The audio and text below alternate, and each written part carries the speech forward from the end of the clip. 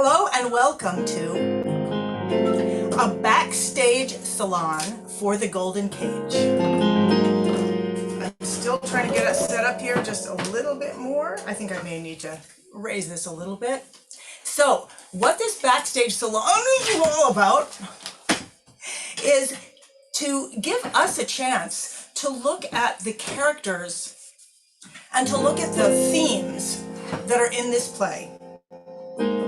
Because one of the things that I'm realizing, okay, so first of all, The Golden Cage is a two-person musical about a birdman who's been searching his whole life for the ultimate security of a golden cage. And before I tell you the rest of the story, I just want to say thank you for coming. And thank you for being part of this adventure, because it truly is an adventure. I started writing this show when I was 19, and that's one of the reasons that the themes are so interesting to me, because they're themes that it's almost as if I saw them in a dream when I was a kid, or a young person, and I put them into a show because musical theater was and is my language. Music with stories is my language. And so what I want to do today is explore one of those characters. In the last salon, we kind of looked at the story in general and what it meant, but I want to look at one of those characters today. And this was you guys' suggestion, which was so wonderful, to look at why there is a golden cage, why someone is stuck in it. So let me just tell you first that this is a two-person musical. It's about to open in New York City on April 20th. The first time it's going on stage in many, many years. And it is about this birdman who has been searching his whole life for this golden cage, and he finally finds it. And it's everything he ever dreamt of, ever. It's perfect. What all the legends said. It's perfect. Except for one thing. There's this grumpy, funny, reclusive diva who's inside the cage. And she says that the cage is made out of cement and iron, and that she is a prisoner. So we're going to look at her today, and we're going to look at why her experience of the cage is so completely different than his, how she got in there. I'm going to play you some of the songs so that you can just start looking at and kind of see that dream that I had, and start exploring that dream with me and see what themes it brings out for you. Because when I first started writing this show, it was just a show. I didn't know that I was talking to myself about my life and the life that I was going to have. I'm just going to check everything here. I want to make sure we're recording. Okay, great. Yeah, I didn't know. And as it's gone on, and as especially in the last few years, as I've been editing it, I've begun to realize, wow, it's almost like I was telling myself a story of my own life without knowing it. So let's look at what Alphea was like at the beginning of the show, and then let's look at what happens to her at the end of the show. And while I'm doing that, I'd love you to pull out any themes that seem familiar to you in your own life, or any phrases that might kind of jump out to you so that we can talk about them. And in a sense, analyze this dream for all of us, because I think we all get stuck. We all see things differently than other people see them, and they all become completely real for us. So when we first see Alphea, we see her in this cage, and she's just reading a book. She's writing in a book, and she's disgusted with it. She writes one word, and she just says, today, just the same every day, every line, every book, every stage of my life has the same look. It's the same every day, and it's written in the same hand. Nothing new, nothing great, nothing of the way that makes a bleak existence grand, and I can't stand it when the evenings are as empty as the days, and the morning only sheds a hazy light that helps to hide the darkness of the night before it comes. And I can't stand it when the morning sun and all comes pouring through the bars to prove that night was just another moment in the endless hall of endless time, and I can't stand it, and I go, she's basically going crazy. And then she sings, nothing's ever new, and there's nothing I can do to change it. nothing I can say that I haven't said a million times before. Nothing that I won't say again and again and again and again and again and again and again and again. And just at this moment, a beautiful red feather flies right outside the bars of the cage, and she grabs it. And the feather seems to awaken something in her for a moment. And she says, I used to dream, at least I think I used to dream. I dreamt I was in flight. I used to dream. I dreamt of soaring on a starlit night. Now I only dream, I dream of dreaming again and again and again and again and again,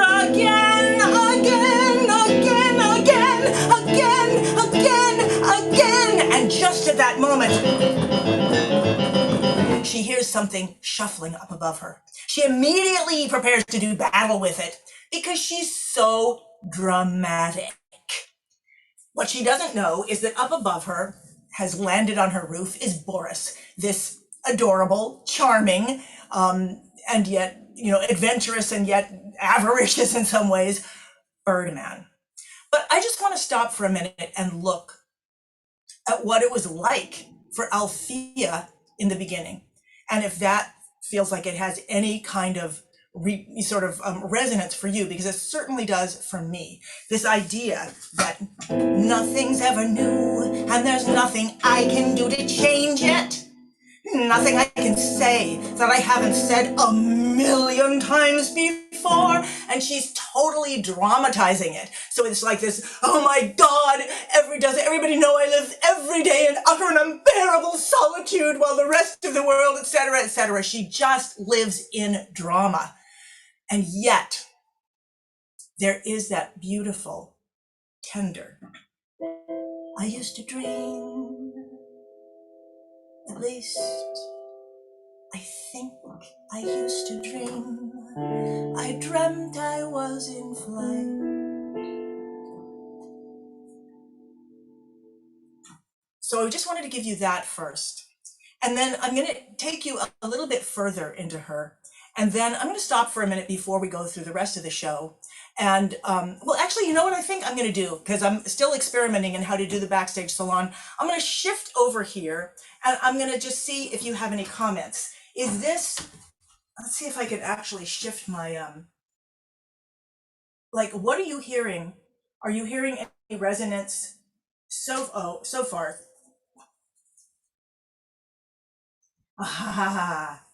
Alex says, I had that job for 10 years. I can identify. And I see that some of the rest of you are writing. And I think that this is part of the power of musical theater. And I honestly, I know many of you are in the academy, and I think that this is part of the power of when we use art to express ourselves. That we don't necessarily know what we're expressing. We don't know the truth of what we're expressing, but when we do express it, it brings out a truth of us. And there have definitely come times in my life, even around this play, where I've felt incredibly stuck, like there's nothing I can do. I think some of you are writing dissertations, which is great. Let me know, because I'm going to go back in a second, and I know some of you others are still coming. And what I can, Vera says, I was stuck in chronic pain for 20 years, hoping to one day be free. Okay, so in pain or in a job, Betty's saying feeling overwhelmed and feeling I can't change, even though I have dreamed of escaping, and I'm still afraid to let go. Right. And Alphea is so scared, and we see that later in the show, We see that she acts really dramatic about it. She acts really aggressive about it, but in fact, she's absolutely terrified of the possibility of being able to leave.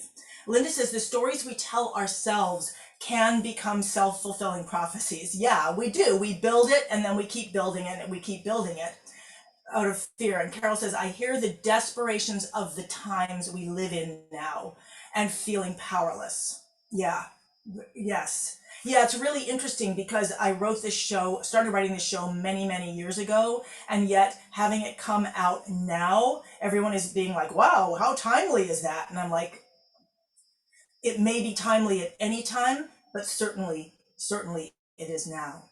And Lori says, I've heard that when you get stuck, it's difficult to see the possibilities. Right.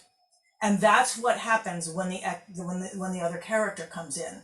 The possibilities open up, and yet she fends them off. And I'll play you a little bit of that music just so you can see. So Susan says, I can totally identify with her. For 52 years, I was in the same studio 7 hours a day. I was scared to change, but the change has been the best part of my life. So Susan, I think you're really going to identify with what happens to Alphea and what she discovers at the end of the show. And Laurie says your show was just waiting for this perfect timing. Well, that's really interesting because I think for all of us that is true. It certainly does feel that way, and I think for all of us, it is never too late to express what's in your heart. It never goes out of style. Expressing that authentically, there is always the right time. So, okay, so let me go back now and I'll play a little bit more of Alphea and what happens next. So I'm gonna replace this spotlight. Okay, great. All right, so the next thing that happens is this Birdman shows up. And by that point, she's all in arms and she's like, tries to stab him and stuff. But he sees this amazing golden cage. It's everything he's ever dreamt of. And he sees how miserable she is. And he says, well, like, what's the problem here? Let's just change places. And she's like, what, are you crazy? I'm a prisoner. I can't change places. And he's like, but it's a golden cage. Gold is like the softest metal. There's lots of space between the bars. You can get out. And she's like, what are you? I mean, she sees it as cement and iron. It is cement and iron to her. And so they each see that the other is crazy. And this is actually one of the very first songs that I ever wrote for the show. She sings, here I am in my golden cage. Because he said it's a golden cage, and she's like, yeah, right. Here I am in my golden cage, so secure and so pure. There you are on the outside looking in. Oh, what a fate, what a tragedy, how ungodly, unfair, how I give my life to be there on the outside looking in. There on the outside where I'd stand, all that glitters in my hand. Wind blows softly by the window, I could take it. Fly by daylight if I tried, I'd surely make it. Past the meadow, past the mountain, take my wings and fly away, high away. So she's already starting to dream just a little bit, starting to, both in a belligerent way, but also open up. So there's always these two sides of her. The side that is like, that's not going to work. No. And then the other side of her that is like, but if it did. So when he tries to, the next thing he does is he actually pulls a bar out of the cage. And he says, look, I just did it. I just broke into your cage. And she literally cannot see that. She says, that's the stick that you tried to hit me with. What are you trying to, pick on an emotional cripple with your mental cruelty? I'll have nothing to do with you. She's so scared of the possibility that she could get out, that she, as soon as she sees something that actually proves that possibility, she just like completely freaks out. So what happens next is that Boris starts to tell her how beautiful it is. I mean, he comes up with this idea. He says like, okay, she's crazy, so fine, I'll make up something. She loves mystery and magic. Great, I'll come up with something crazy to make her believe it. And so he decides that he's going to come up with his incantation that will make her, tell her that she can get out of the cage. And he also then tells her how beautiful it is.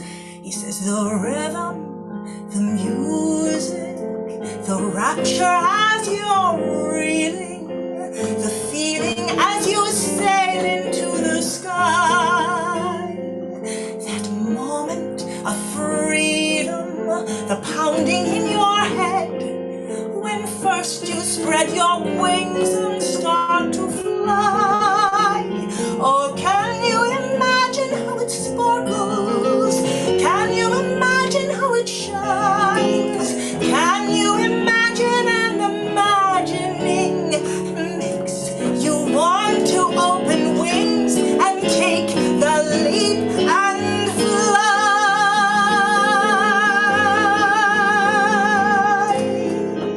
So he gets her all excited about this, and he gets her to believe that maybe she can fly. In fact, he tells her, you know, like she says, well, wait a minute, what if I could get out of this cage? I'd just be sitting on the edge of a cliff forever.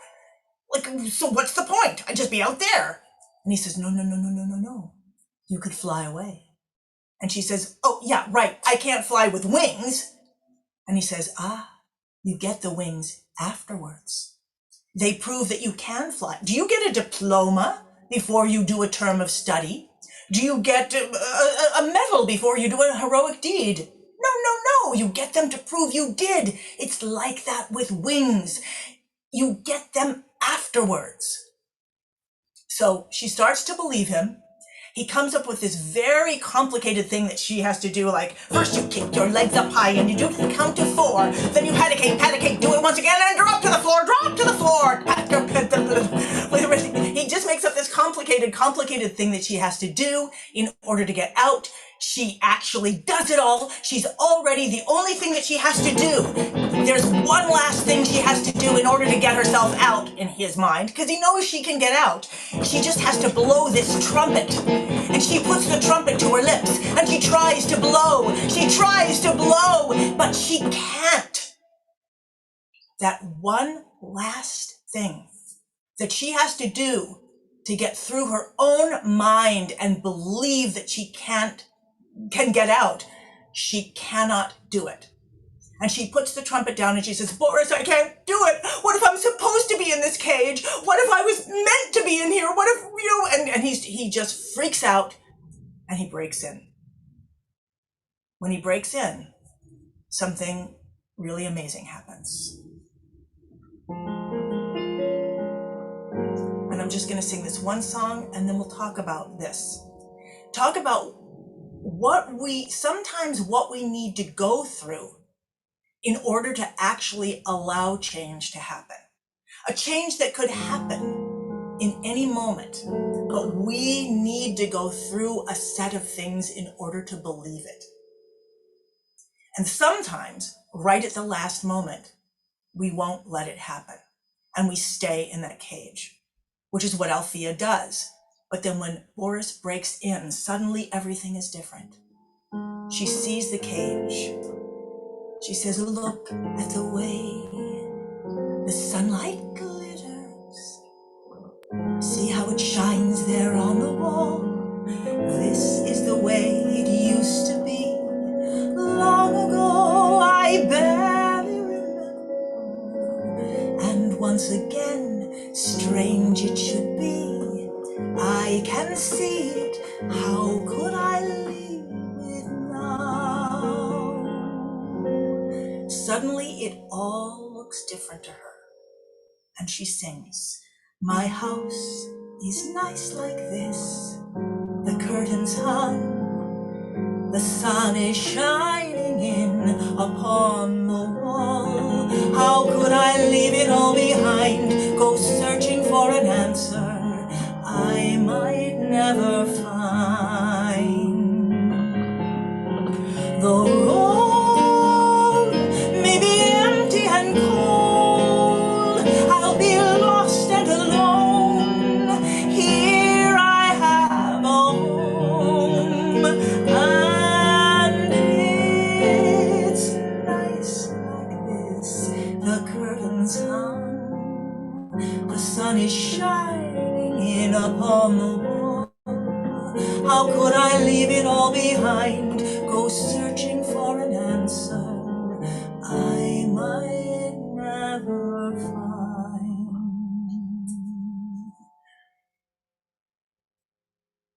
Once the bars are open, the house looks completely different to her. The cage looks like a home. It's not the end of the show by a long shot. But one of the things that's really powerful to me is that I wrote that song, My House is Nice Like This, when I was living in the house that I knew I would have to leave in order to go away and learn how to do what I needed to do so that I could bring this show to the world. And when I go back and I listen to it, how could I leave it all behind, go searching for an answer I might never find? That really says to me so much of what's happened, and yet I feel that now the answer is starting to come to me. So let me stop here for a second. We saw how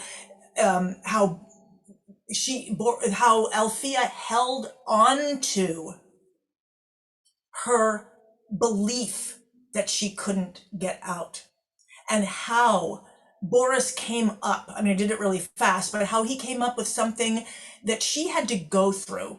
And if you've ever, done a 12-step program, or if you've ever done, anything that has a series of things that you have to do in order to actually allow your consciousness to change, that's a theme that I notice keeps coming back in a lot of my shows. This sort of ritual that we have to go through in order for our consciousness to change. So I'm going to go back to this now and just ask what you guys are experiencing here. And does this resonate with you? And let me shift this.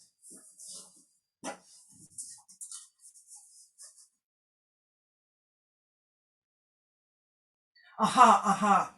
And Sherry is saying change can be hard, leaving the security of the known. Right. And someone just comes in, you don't necessarily trust them. And Linda says, you may not be able to change your circumstances, but if you can change your perspective, and that can make all the difference. And Alex says that perfectionism frequently screws up the last thing. Yes, I think that's really, really important. That we will work and we will work and we will work, and then it gets to the moment when she has to perform. She puts the trumpet to her lips when she has to do something, and that's the moment when we're like, no, I don't want to change it. I don't want to change it. And Sally says, yes, it resonates with me. I'm terrified to make changes in life that I know could be made. And so is she. And honestly, she couldn't make those changes. She literally has to use this series of things to even get close to it. And that's one of the things I think is really interesting about even, what we're practicing. Like, I know in the academy, there's things that we're practicing. And I think I know there are a lot of students from the academy, once you get it, are there ever times when you think, I could have done that? It's not like I got better. It's just that I got more open. I just got more willing. I just was able to be myself more. I'm curious if that, and Linda says, yes, Alex, about perfectionism. Betty says, it's hard to let go of things you've collected. Yes, and also Alphea is a huge collector. She just her house is filled with things, and Boris actually uses those things like the marbles she's collected or other things in order to be part of this complicated incantation he comes up with. Laurie says, these things we have to go through are our practices. We go through the process and the changes evolve. Exactly. Yeah, and it happens really fast in the show because the show all takes place in like 24 hours, like any Greek play. But exactly, the practices in the play, they're silly. They're absolutely ridiculous practices. In our lives, they are what ground us, and they are what allow change often to happen through those practices, is what I think I'm hearing Laurie say. And I'm just curious, is it interesting to go through the show this way and to look at a character? Because what I want to say about it is, I didn't put these things in ahead of time. I only see them afterwards. And basically what I was doing was taking a version of myself, and because that's all I knew, and just speaking with that version, turning that version into a caricature in order to then be able to engage with it. So I've discovered, as I continue with this show, all kinds of things about myself, my perfectionism, my unwillingness to actually let things go, my fear of what's going to happen. And Tina says, memories of all our stuff is the hard part to let go of. That's really interesting, Tina, because memory plays a very powerful role in this show. She can't remember how she got there. She can't remember how she got there. She's got all this stuff. And what happens later on is she does remember, and I'll tell you. I think we'll have time to do that. All right, shall I go on with what happens next? All right. Alex says, you have all your parts in your characters. Ones you like, ones you're ready to give up. Yeah, that's been really interesting to me, that when we sit down and put art to our lives, express it with artistry, often we are telling ourselves so much. And I'll bet many of you have experienced that. If you've sung sort of from your heart, to go back and see what you've said, it's often a surprise. Felicity said, yes, I found it hard to make a leap and leave a lovely home in London to follow the pull, the call of the wild. People thought I was crazy, but I had to take the leap and move to Scotland. That leap has been the best decision. And that's amazing that you're able to do that, Felicity. It's beautiful. Charlene said, you were making a fairy tale for your life. That is correct. I was doing that to try to understand my life, really, because at that point I sat down and said, is my life going to be a life of security or of freedom? And they became characters, and then they began to interact. Exactly. A fairy tale to understand my own life. And the archetypal personas and themes are relatable to the human experience. I'll bet that's true, would be true for any archetypical story, fairy tale that you make for your own lives. And you know, it's really interesting because one of the projects we did in the Hip Hop Academy was with the author Angela McKinney, who had us create fairy tales of our own life. And I had really forgotten about that. And hopefully we'll have her back as well. Yoka said, I can feel with Alphea, but I don't recognize it personally. I love change, mostly looking for it on purpose. So, Yoka, you may be more like the other character, like Boris, who's incredibly ambitious, and that's what ends up getting him stuck. They each get stuck in different ways. All right, so I'll go back to the show now and tell you what happens next. All right, and we'll see how much of this I can play. So Alphea, Boris has broken into the cage, and Alphea has, suddenly it's beautiful to her. She does not want to leave. She's not going to leave.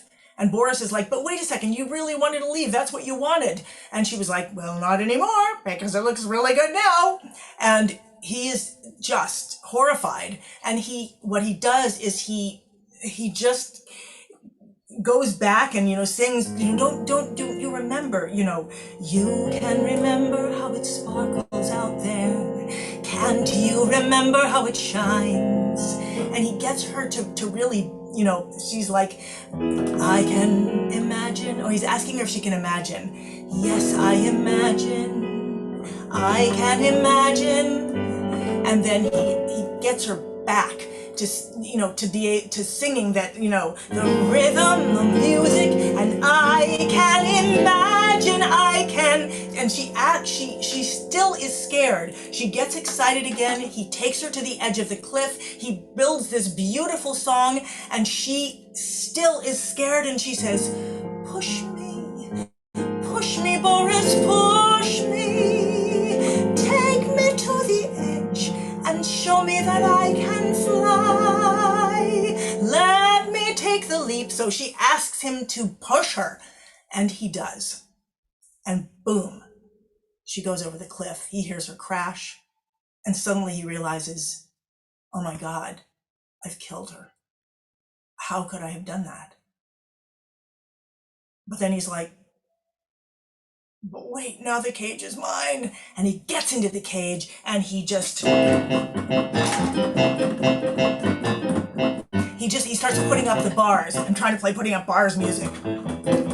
He puts up the bars one after another. And now it's beautiful. It's everything he's ever wanted. And he's in the cage. And then suddenly he notices that everything is different.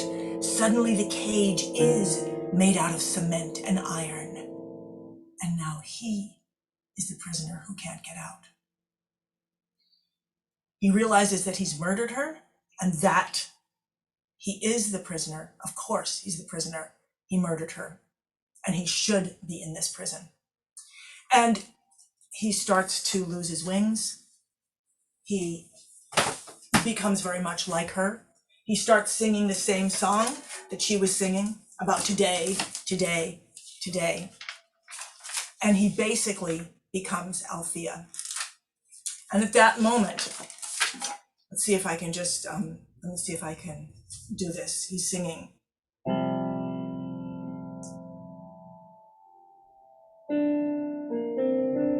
Gone is the song. This is Boris singing. When he's lost everything, he's become like Alphea. Gone is the song that my heart had yearned to sing, like a melody that lingers and dies. And suddenly, as he sinks into despair, we hear a cry off in the distance, and we see a golden shape flying towards the cage. And it is Alphea with a beautiful pair of wings. She sings, I can fly, look at me, I can fly, look at me, I can fly, I can fly.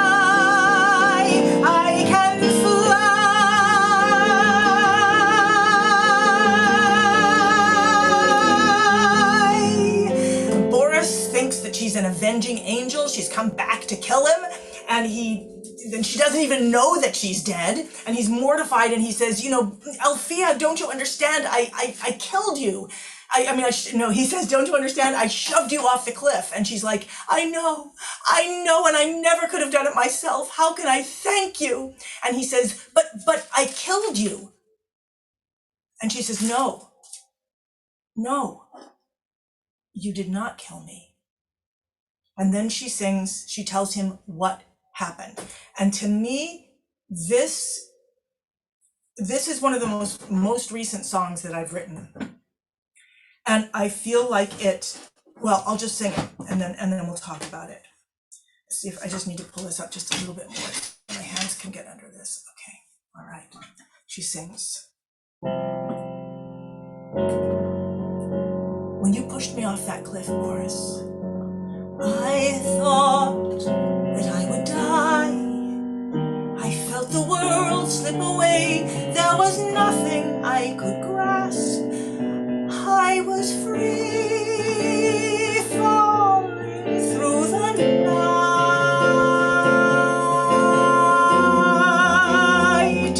I saw the ground. I saw it race. The ground was galloping like stallions at my face. I was a fool. How could I leap? How could I ever have believed? How could I leave it all behind? And now it's gone.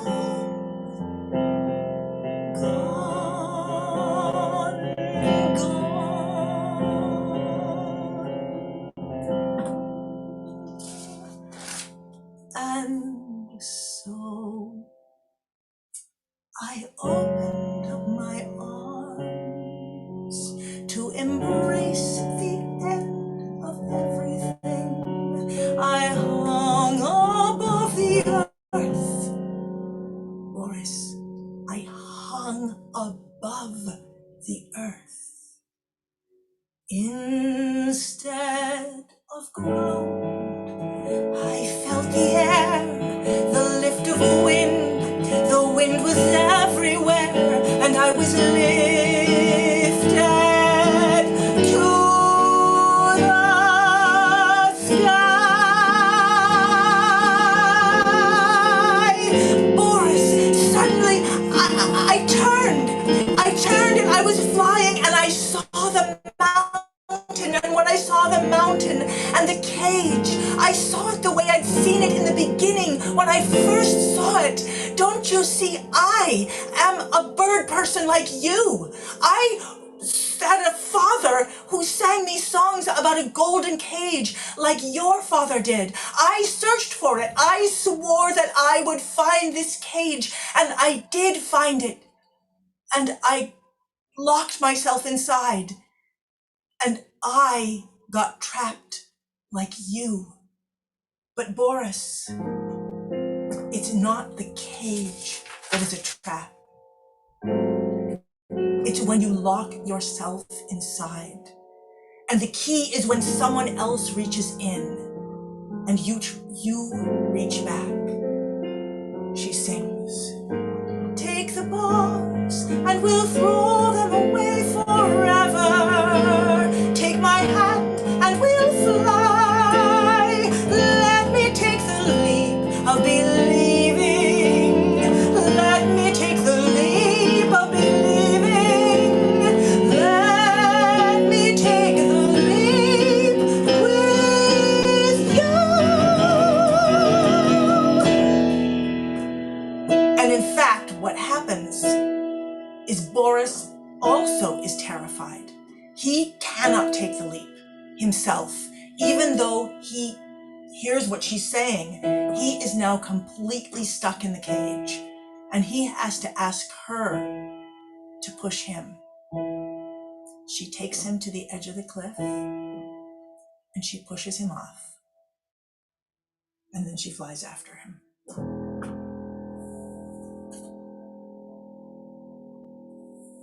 For me, the one part of this play, well, I didn't understand when I first wrote the play. I did not know that I knew that she flew in the end, but I didn't understand why. And it was only until a few years ago that I really sat down and said, we have to figure this out. We, meaning me, them, and the characters. We have to figure this out. How did this happen? How could she suddenly fly? Well, how can we suddenly fly? Because we always could. Because we forgot who we were. So one of the things that I didn't know how to write until recently was this, which I think is maybe my favorite moment in the whole show. When she says, "And so I opened up my arms to," sorry, it's different, and so I opened up my arms to embrace the end of everything. This I love, because what I didn't know as I was writing it is that it is her surrender that literally has her open her arms, and literally when she finally opens her arms, her wings come back. She never lost them. They were always there. She, like Boris, came searching for this cage. She wasn't there forever. She wasn't entrapped forever. She had entrapped herself. And so had he entrapped himself. And for me, this surrender and also the willingness to let someone in, even if you're fighting it the whole way, to me, this is the power and the beauty of this show that I didn't know, and that I had to write the show in order to know. So let me come back to you. And of course, the music is just so much more beautiful when we have the two actors singing it. And this wonderful, incredible music director, Nevada Lozano. So I'm going to try to get out of the sunlight and out of it. Okay. So yes, and I think some of you have experienced this, that when we stop trying, when we actually are like, no, screw it, whatever, this is how it is. I know that some of you have talked about that's the moment when you have the breakthrough. And I know, and I can look at the show and I can look at the Academy and I can see that all these things are there. Some of the things that I ask you to do, I know not everybody here is a member of the Hip Hop Academy, but I think you can all sort of have experienced this. In the Academy, I sometimes ask people to do things that feel completely ridiculous, like a half-baked project, or like sit down and play a piece without the notes. Play it with air harp, or sit down and play it all the notes wrong, but you're still playing the music. Whatever we need to do to get the freedom. And often we need someone else to push us. I would venture to say that almost everybody who is in my Hip Hop Academy is there because they want to be pushed. You tell me maybe you don't, but it's beautiful when you let it happen. And I know that when I go and work with a teacher or a coach, that's what I want. Push me, make me go where I cannot make myself go. So as the show goes on, the music gets harder. And so that's why we need a whole cast and a music director and 2 weeks of rehearsal and then a whole show, which is what's going to happen in New York. But I want to know what and Vera says what we often ignore is that healing is in our built in our system. It is in us. It's not necessarily something we need to get that we don't have. It's everything we need to let go of, so that we can actually fly as we are. Alex says, we need to be pushed, kicking and screaming all the way. And that is exactly what happens to Alphea. Until that moment. And Felicity, until that moment when we're like, okay, fine. And then we start to be able to open up and yet it's not like I'm not scared anymore. We do it in fear. Felicity said, Deborah, did you choose the name Althea for its meaning? It appears to be related to the Greek for healing. I think it's a serendipity here, Felicity. It's actually Alphea with a PH, and it came because originally the characters were just two, whatever. I would write them as A and B on my page. They were just A and B, and then I started calling them Alpha and Beta. And then when I was performing the show, they needed names, and so they became Althea and Boris. But I think that is really beautiful, Felicity, and I'm going to look at it. How do we cast the show? And I've been writing blog posts about this. So if you guys go to my blog, you can see a bunch of blog posts where I wrote about how I chose the names. I chose how I cast the show. I love that you guys are asking this. So let me see. I think I can just put this in. I think you can just go to the blog and you'll see that. Charlene says, surrender. You have to really mean it. Yes. And what comes next cannot be known ahead of time. So there is trust, a leap of faith. In my own life, I had to be in significant pain. Yeah, many of us do, in significant pain before I would surrender. I'm trying to do that with more ease now. And it's really interesting because that happened with the show itself. I decided to leap in and do it, and then it was like, no, wait a minute, I don't want to do this. but I had set up a situation where I really couldn't get out of it.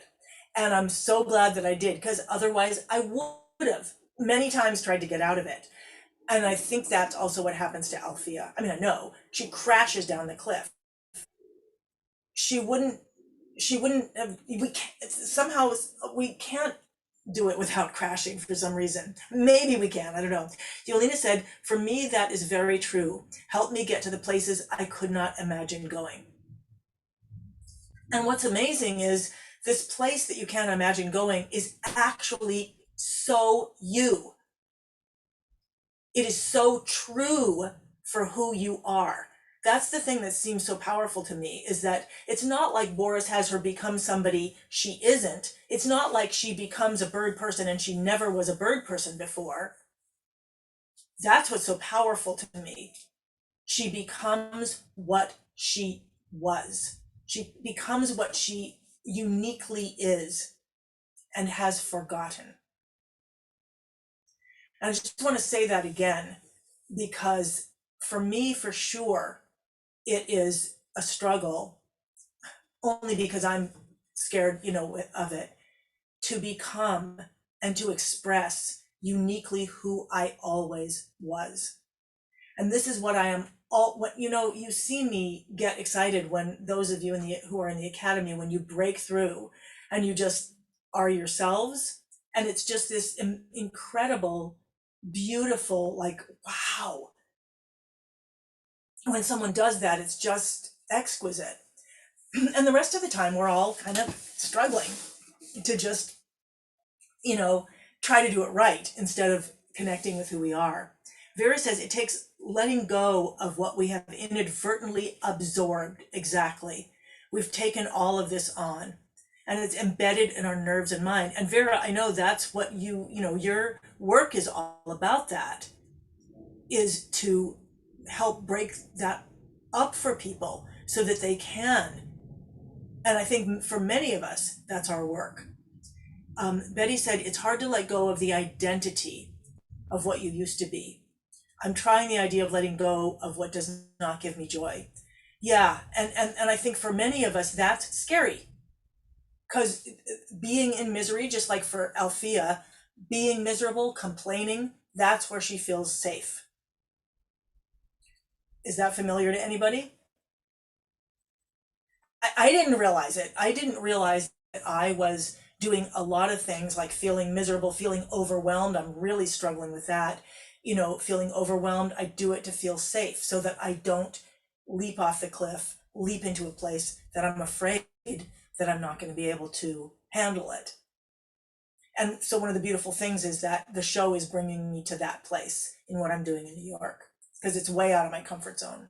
Carol says, I wonder why Boris, who was free, lost that freedom. He loses his freedom when he locks himself in the cage. The minute he isolates, the minute it's like, it's mine, he goes through this whole song where it's mine, it's mine, it's mine, it's mine, it's mine. Now, finally, I have everything I ever wanted. It's here, I've got it, it's mine, I'm here. That's the moment that he loses his wings and loses his freedom. And Betty says Boris was trapped in his, well, yeah, that's the other side. So Boris is a whole other, he's trapped in his ambition. And if you look at my life, you can see that I have been trapped both in my desire for security and my, intense ambition. So this is all very revealing of my life. Felicity said, I was unable to buy a house in Scotland until I finally took the leap and sold my home in London with nowhere to go. Wow, Felicity, I'm really hearing so many resonances in what you're saying to the show. It was as though the universe wanted to know I was truly committed to the move. Yeah, I had to burn the bridge behind me for my new home to manifest. Sherry says it's hard to be objective about where we are in regard to security versus freedom. And what I wanted the play to mean, and it may mean that or may not mean it. What I always was hoping that it would mean was that without the bars, even if just 2 or 3 of the bars are gone, then the cage is a home. It truly is a home. It is only when we isolate ourselves inside it or outside of it that it becomes a cage. There's nothing about the cage itself that isn't homey and comfortable. It's a container. But when you close yourself in or out, that's when it becomes a cage. And I'm just curious, is that resonant for anybody? I mean, I just think about it in terms of relationships. As long as we're in communication, we are not in a cage. But as soon as we are no longer in communication, we're withholding, or the communication gets impossible, then there's no way out or in. There's no way in, there's no way out. Alex says, when you think you have arrived at your goal, that also closes the trap. Laurie says, so true, Alex. It's not supposed to be about arrival anywhere, but rather the moment by moment journey. And one of the themes I didn't bring out in the play, but I've wondered about it, is, why were these bird people, it was a big legend. The golden cage was a big legend. Was there anything beautiful about the legend? Because in fact, they did really find their freedom there through each other. They thought they were looking for this cage, but what was in the cage what was in the cage was each other. And that was what finally gave them freedom. Not that one gave freedom to the other, it was just that I don't know, it reminds me of that. I never liked this example, but it's all about, in hell, there's a big, there's, everybody has these long spoons, and so they can't get they're eating soup, but they can't get the spoon into their mouths. And heaven is exactly the same situation, but people are just feeding each other with the spoons. And I don't always like that example, but the thing that I resisted in the beginning when I was writing it was literally my own, I was like, no, it can't be. She has to be able to get out by herself. She has to be able to get, I resisted it for years and years and years. And finally, when I stopped resisting it, the completion of the show came. And I saw Yoka said, oh no, at some point I gotta go back and see what Yoka was saying. I always love what a lovable curmudgeon Yoka always is. What did Yoka write? Oh no, something. I can't remember what it was. Okay. And Laurie says, so it's supposed to be about Nancy, Dante feeding with long spoons. Oh, that was from Dante. Okay. All right. Vera says, it's the race to achieve and prove our worth to the world that can become a boulder tied on our feet, as if we are stuck in an image imposed on us. Wow, it's amazing how many archetypes and bring these same things out. Nancy says, stuck with what is familiar, even if misery feels safer than change. Yes, trying to find your place. And that's what Boris sings in the beginning. He sings, why is he looking for a golden cage? Because it's a place to belong. It's a place of peace. It's a place where he can really belong. So let's talk, we have 3 more minutes. What can we each do? I mean, this show itself has been both something that I sequestered in and hid for many years, and also that I feel like I'm plunging down the cliff with. And I don't, I'm in that plunging moment. And so what, if there's one thing that you got from this presentation today, what is it about in terms of hope? So the play itself almost gives an experience. And what is the hope that you got from it? For me, because I have come to believe that this show was a dream that I had early in my life to help me navigate my own life, and because I feel like I'm crashing down that cliff right now, I live in the hope for me is that when I can surrender, and I think I'm getting close, I'm still trying to do it all right and make sure everything goes right and blah, blah, blah, blah, blah, blah. But when I can surrender, it is my hope that that is the moment when I will, I will feel that, when I open up my arms to embrace the end of everything. And when I allow that, that will be the transition, the transformation. Tammy said, letting someone in is not a bad thing, but can help push me towards where I should be.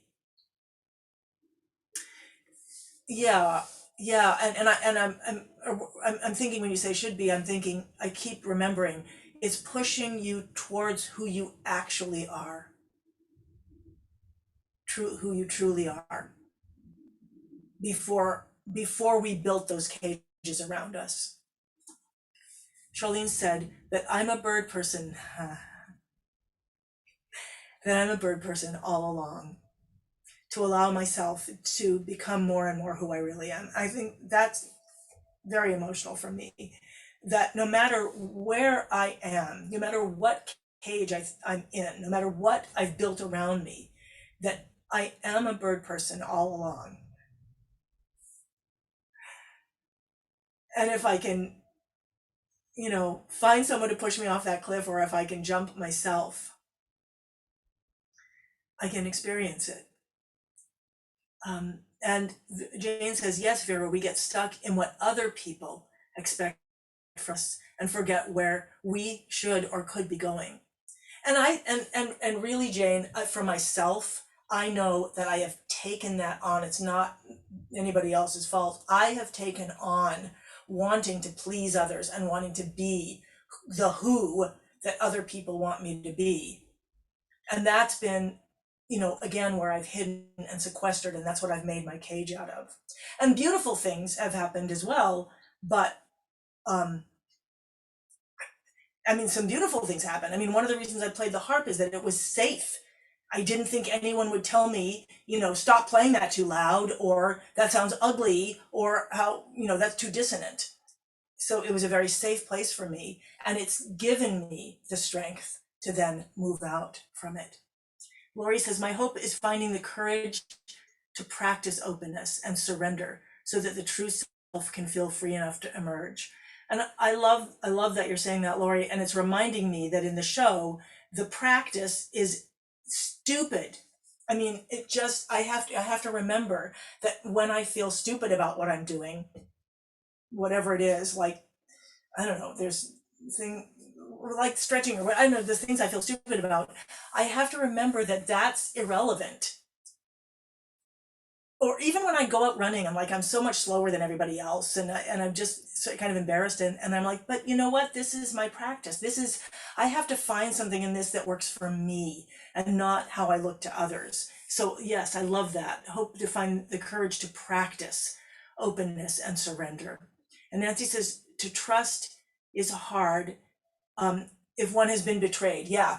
And I find that one of the hardest things to trust and have faith in is ourselves and our voice, our voice as artists. And I wish I had, and if you just do this, it's going to happen. For those of you who've been, working with me in the academy, it sometimes happens instantaneously, and and and yet sometimes it takes years and years, and it's really a combination of those two, those instantaneous openings up, which sometimes we come back from, and then the practice of doing it over and over and over again. So this is beautiful. And Carol is saying, going over the cliff is taking a leap of faith, and that's a good thing. Faith says, as an older person, I feel buoyed by the suggestion that one can always express creative impulse instead of succumbing to the cultural expectation that one should give up. Oh, yes, stop. Do not give up at a certain age. It's time to start. This is like definitely the time to start. And I just want to be clear. I started writing this when I was 19. I'm 68. You know, I think I would bet that every one of you has something that you loved or that spoke to you when you were young that you're still not living into completely. And I think that's beautiful because we can live into it completely. We can maybe we'll never be complete. I mean, because we keep opening vistas, the vistas open up. I mean, the end of the show, they fly off. That's like the beginning. That's the beginning of everything, not the end of everything. And so Faith, yeah, you're just getting started, and your who you are is bringing forth all that richness, all the richness you bring with. Yoka says, what this shows for me is do not wish for something, you might get it, but it is never exactly what you wished for. Yes, right. And that's also where the surrender comes in. I mean, this show, so many things are happening and not the way I expected and blah, blah, blah. And yet, it's happening. Just like you said, Vera said, we all have a soul bird inside ourselves, and finding it is a journey. And Alex says, yes, Lori, surrender and openness are really hard for me and all of us. All of us. Lori said, we have to unlearn the conditioning and feedback from early childhood, family, and our culture that helped create our self-criticism. To help, yeah, that's right. Yes, absolutely. And music is part of that. And making characters out of those people can be really helpful, is what I've discovered. Nancy said, your community gave me the strength to play harp for a Zoom meeting, yay. Susan said, the hope that you have everything within you to be where you should be at any time in your life. Yes, every day is a beginning. Linda says, the dream I had forgotten was to play the harp, and seeing you perform 20 years ago brought me back to it. Now I play. Beautiful. Beautiful. So we never know, what the thing we're doing. If I hadn't been playing out, Linda wouldn't have seen that. And so, I've wanted to hide this show for years and years and years because it wasn't good enough, or I didn't know how, or I was exhausted, or I liked being in misery about myself that I wasn't doing it. And so I hope that it's helpful to share this. This is an experiment, and it was Yoga's suggestion to talk about a specific character and to take a look at that character's journey. And I hope that it was useful and gave you some insight. And do let me know, email me and let me know if this, was something fun and if we should do it again. Because if so, I'm going to try to bring you backstage as much as I can through this whole experience. So let me know what works about it and what doesn't. You can do it in the chat, or you can send me an email. If you, I'll just give you a link to the show. Oh, great. Thanks, Lori. And Tina saying, each year as we get older, it seems easier to let go. That's hopeful. Still at 72, there is more to let go of, but I am a flyer. I was told that my first word in life was go. Beautiful. Beautiful. Oh, Faith already has her tickets. April 24th, closing night. Beautiful. You will see me there. I'll be at every show. Thank you. Jane says, exactly, Linda, I had the same dream, harp and singing, only now I'm finally getting back. Perfect. That's so wonderful, Jane. And here's a link to the show. You can just go to you should be able to go to goldencagemusical.com. I sent out an email to everybody on my email list today we do have a discount code. Tell your friends, tell everybody, if you know anybody in New York, tell them to go. This is only for 5 days, and then we don't know what will happen afterwards. Hopefully the next step is to make a film of it. But this is the beginning. So thank you. And Good. This is good. Beautiful. Beautiful. All right. So I'm going to stop the recording now. And then there are still a lot of people here. I'm going to offer that if you want to stay on and have your own social salon, if you'd like to, if someone would be willing to host that, I'm happy to turn that over to somebody.